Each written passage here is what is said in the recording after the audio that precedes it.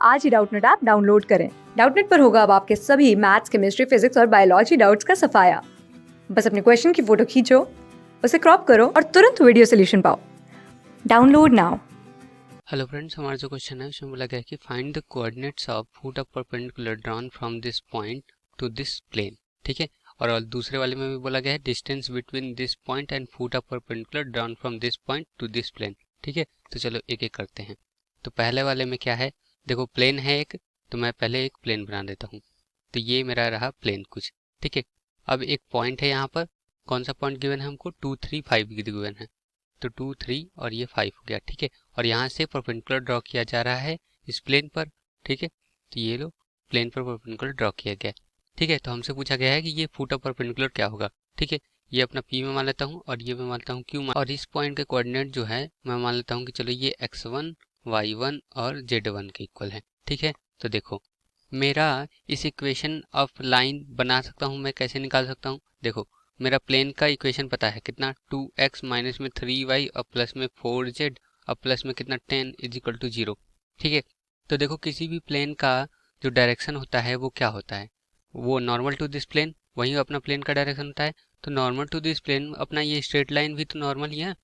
इसका मतलब इसका जो डायरेक्शन कोसाइन होगा वही मेरे इक्वेशन का भी, मतलब मेरे लाइन का भी डायरेक्शन कोसाइन होगा। ठीक है, तो यहाँ से मैं बोल सकता हूँ कि इक्वेशन ऑफ लाइन क्या होगी, अगर मुझे पता है, एक पॉइंट पता है और मुझे पता है उसका डायरेक्शन कोसाइन। ठीक है, मैं अगर मान लूँ कि x1 y1 और z1 एक पॉइंट है, ठीक है, और a b c उसका डायरेक्शन कोसाइन है, तो इक्वेशन ऑफ जो प्लेन बनती है, इक्वेशन ऑफ लाइन जो बनती है वो क्या होता है, x minus x1 divided by a is equal to y minus में y1 divided by b is equal to z minus में z1 डिवाइडेड बाई c।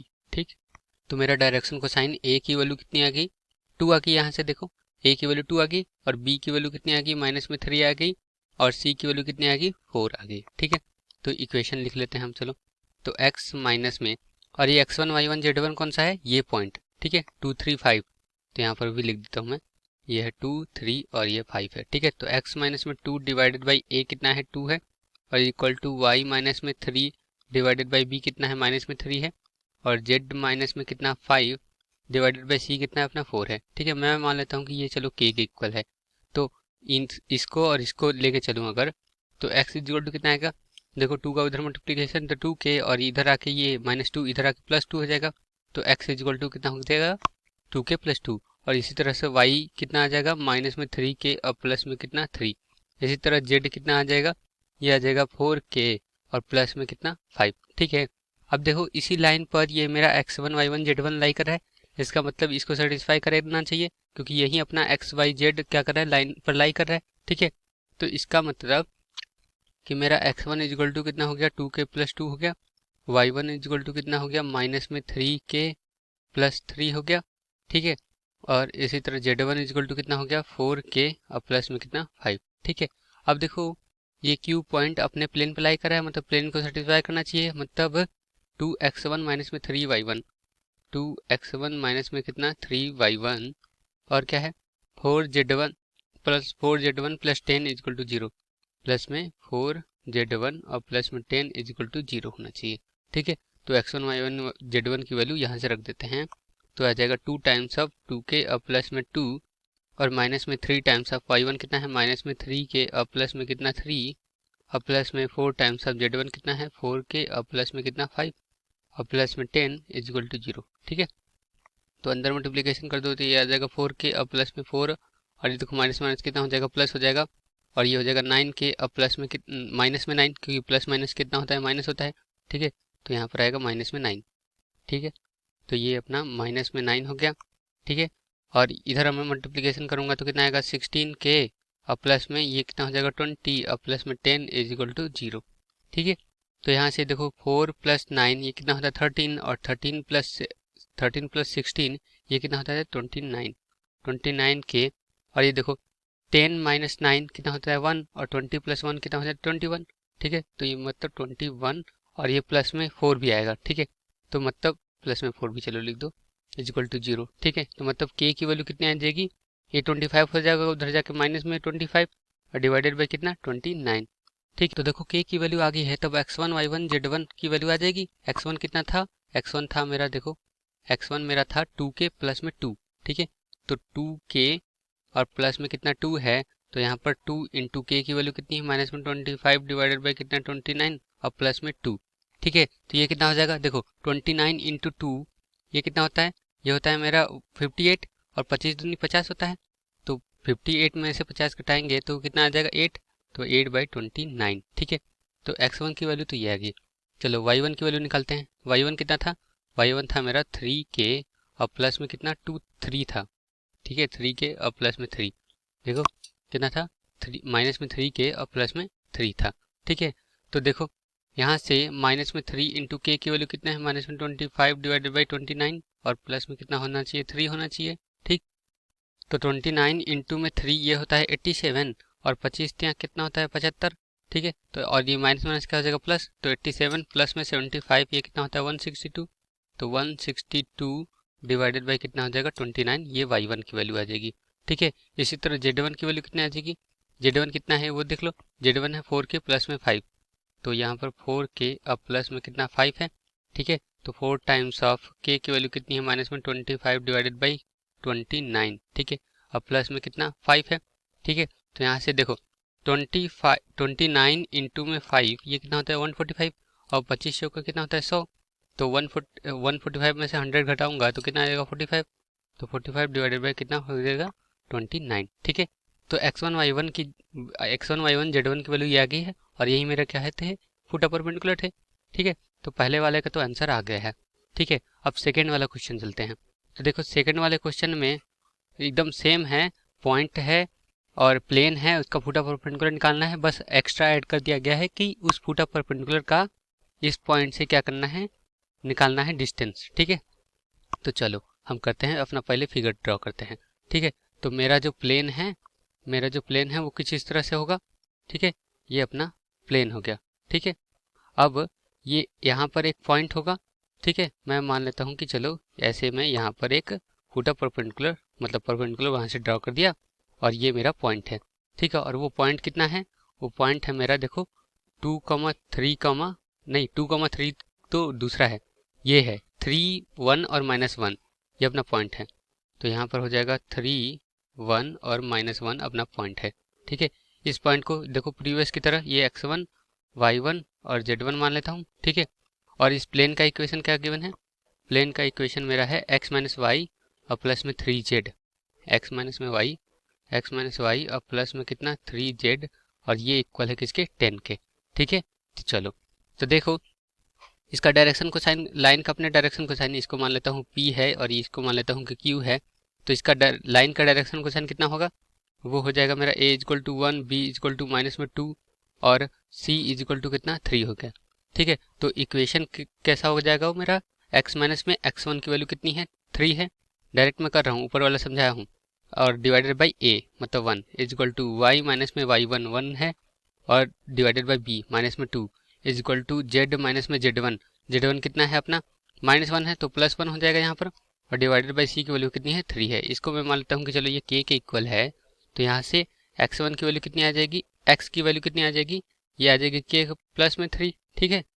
और यहाँ से y की वैल्यू कितनी आ जाएगी, y की वैल्यू आ जाएगी -2k और प्लस में 1 और z की वैल्यू कितनी आ जाएगी 3k -1, ठीक है। तो यहाँ से ये x1 x y z ये अपने लाइन पर लाई कर रहा है, ठीक है।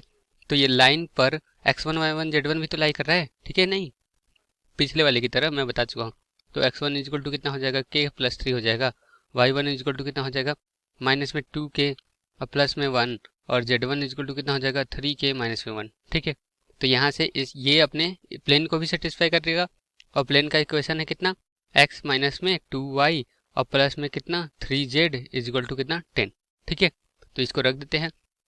तो देखो यहाँ पर x1 y1 और z1 सेटिस्फाई करेगा, रख दिया। तो x1 की वैल्यू कितनी है k प्लस 3 है और माइनस में 2 टाइम्स y1 की वैल्यू कितनी है -2k और प्लस में 1 है और प्लस में 3 टाइम्स ऑफ z1 की वैल्यू कितनी है 3k माइनस में 1 इक्वल टू कितना 10 के इक्वल, ठीक है। तो यहाँ से ये आ जाएगा k प्लस 3 और माइनस माइनस कितना हो जाएगा प्लस हो जाएगा और ये 4k और माइनस में 2 और यहाँ पर 3 इंटू 3 कितना हो जाएगा 9k और माइनस में 3 इक्वल टू कितना हो गया 10 के इक्वल, ठीक है। तो k प्लस 4k 5k और 5k प्लस 9 ये कितना ये हो जाएगा 14k। ठीक है, तो 14k और ये देखो ये 3 और ये -3 गया और ये 2 उधर चला जाएगा, तो कितना हो जाएगा 10 + 2 हो जाएगा, मतलब 12 हो जाएगा। ठीक है, तो इसका मतलब कि k की वैल्यू कितनी आ जाएगी 12 / 14। इसको 2 से काटना है तो काट सकते हैं, तो 6 आएगा, इधर 7 आ जाएगा, मतलब k की वैल्यू कितनी आ जाएगी 6/7। ठीक है, तो x1 की वैल्यू कितनी आ जाएगी, x1 है k प्लस में 3 है। ठीक है, तो 6/7 और प्लस में 3, तो 7 के 21, 21 6 27, 27 डिवाइडेड बाई कितना 7। ठीक है, तो ये कितना हो जाएगा अपना 3 हो जाएगा, क्योंकि 7 से अगर मैं काटूंगा तो 3 ही तो आएगा इधर। ठीक है, तो x1 की वैल्यू आएगी 3 और y1 की वैल्यू कितनी आ जाएगी, देखो y1 मेरा है -2k + 1, तो -2 इंटू k की वैल्यू कितनी है 6/7 और प्लस में 1 है। ठीक है, तो देखो ये 7 हो जाएगा और यहाँ 12, तो 12 माइनस में 7 मतलब -12 और प्लस में 7 -5 और डिवाइडेड बाई कितना 7, तो y1 की वैल्यू आएगी ये आ गई -5/7 और z1 की वैल्यू कितनी आ जाएगी वो देख लो, z1 की वैल्यू है 3k -1। तो चलो करते हैं, तो 3 इंटू k की वैल्यू 6/7 और -1, तो ये देखो 7 और इधर कितना हो जाएगा 18, 18 - 7 ये हो जाएगा 11, 11/7। ठीक है, तो फुट परपेंडिकुलर ये और ये और ये पॉइंट आ चुके हैं। ठीक है, अब इसका डिस्टेंस निकालना है किस पॉइंट से, 2 3 -1 पॉइंट से। ठीक है, तो ये पॉइंट एक और लिख लें, 2 3 और -1 पॉइंट से इस x1 y1 z1 की क्या निकालनी है, डिस्टेंस निकालनी है। तो डिस्टेंस फॉर्मूला क्या कहता है कि अगर x1 y1 और z1 होता है और दूसरा पॉइंट होता है x2 y2 और z2 पॉइंट होता है, ठीक है, तो इन दोनों के बीच का डिस्टेंस अगर d से डिनोट कर रहे हैं तो वो होता है मेरा x2 माइनस में x1 का होल स्क्वायर। ठीक है, और प्लस में y2 माइनस में y1 का होल स्क्वायर।